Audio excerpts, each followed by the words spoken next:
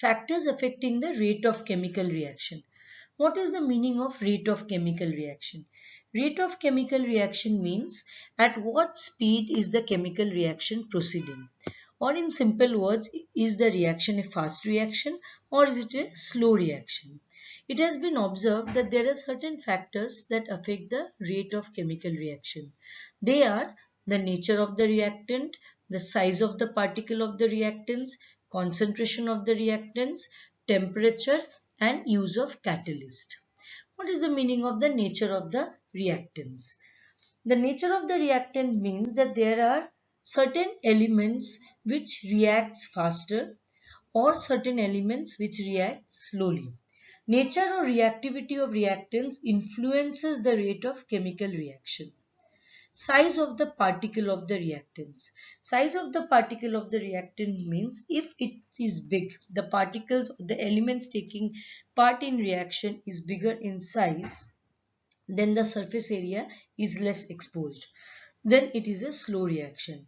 Whereas if you're using a smaller size particles or you're powdering it, then the surface area becomes much more exposed to the reactants and the reaction proceeds faster. The rate of a chemical reaction depends upon the size of the particle of the reactants taking part in the reaction. Smaller the size of the reactants particle, higher is the rate of reaction. The third factor affecting the rate of chemical reaction is concentration of the reactants. More the number of reactants, more collision takes place and faster the reaction happens. That is, concentrated acids reacts faster than dilute acid, which means that the rate of the reaction is directly proportional to the concentration of the reactants. The fourth factor affecting the rate of chemical reaction is temperature. As we increase the temperature, the particles of the reactants absorbs that energy and starts moving with greater kinetic energy. This leads to more number of collisions. So obviously the rate of the reaction increases. So we learn that the rate of the reaction increases on increasing the temperature. The next factor is catalyst. Now you might have learnt about catalyst in the lower classes. The catalyst is a substance whose presence changes the rate of chemical reaction, but it itself does not take part in the chemical reaction at all. This is called as a catalyst. For example, it can be seen if you look at the equation number 19. The rate of this reaction neither increases by reducing the particle size nor by increasing the reaction temperature. But it starts decomposing rapidly in the presence of manganese dioxide. In this case, the manganese dioxide reacts as a catalyst, but it does not take part in the reaction at all.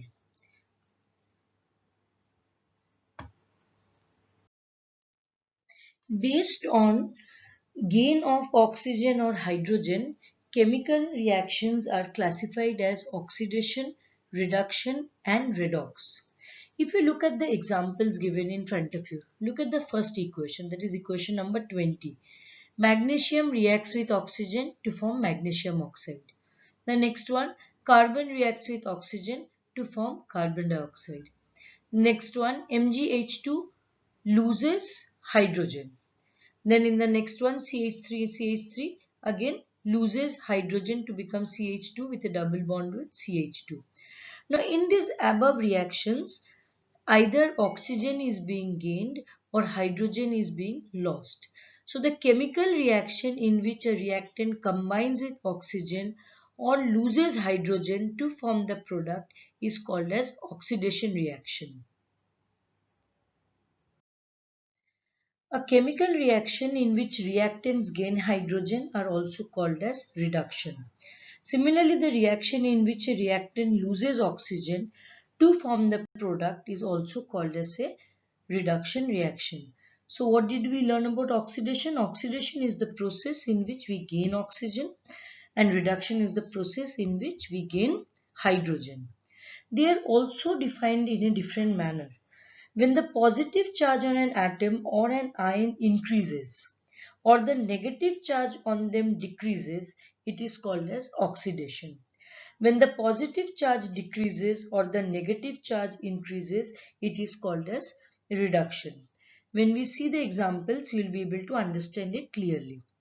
From oxidation and reduction, we get a different type of reaction called as redox reaction. Redox reaction is a type of reaction where oxidation and reduction reactions are occurring simultaneously. If you look at the example of equation number 27, look at the reactants H2S and SO2, and the products are S, that is sulfur, and water. In this case, who is gaining oxygen? If you look at the reactant, H2S is gaining oxygen and become H2O. That means H2S is undergoing oxidation.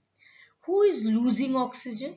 If you look at sulfur dioxide, that is SO2, it is losing oxygen and becoming S. That means it is a reduction reaction. Similarly, if you look at the next reaction, who is gaining oxygen? HCl is gaining oxygen and becoming H2O. That means HCl is undergoing oxidation. Who is losing oxygen? MnO2. That is manganese dioxide is losing oxygen and becoming MnCl2. That means MnO2 is undergoing reduction. So this kind of reactions where simultaneously one reactant is undergoing oxidation and another reactant is undergoing reduction is called as a redox reaction. Here we'll be learning about a chemical process called as corrosion. This is a small experiment given to you. There are 4 test tubes. In the first test tube there is boiled water and there is a layer of oil on top. In the second test tube there is salt water. In the third test tube there is only air, that is empty test tube. And in the fourth one there is air and anhydrous calcium chloride. A small iron nail is put in all the 4 test tubes and the last one is closed with the help of a cork. If you observe the nails after a few days, you will be seeing that the nail in the second test tube gets rusted. Now we know that rust is a process or it's a oxidation process and it requires air as well as moisture for rusting. In the first test tube there is water, but due to the oil air cannot enter. In the third test tube there is air, but there is no water. In the fourth test tube there is air, and because there is anhydrous calcium chloride it absorbs the moisture and the rusting cannot take place. Rusting is, as I told you, is an example of an oxidation reaction. That means the iron reacts with oxygen in the presence of water and forms what is called as rust. The chemical formula is Fe2O3.XH2, where X means the number, it can be many number of water molecule. So if you go to define corrosion, it is defined as due to various components of atmosphere, oxidation of metals takes place, consequently resulting in their damage. This is called as corrosion.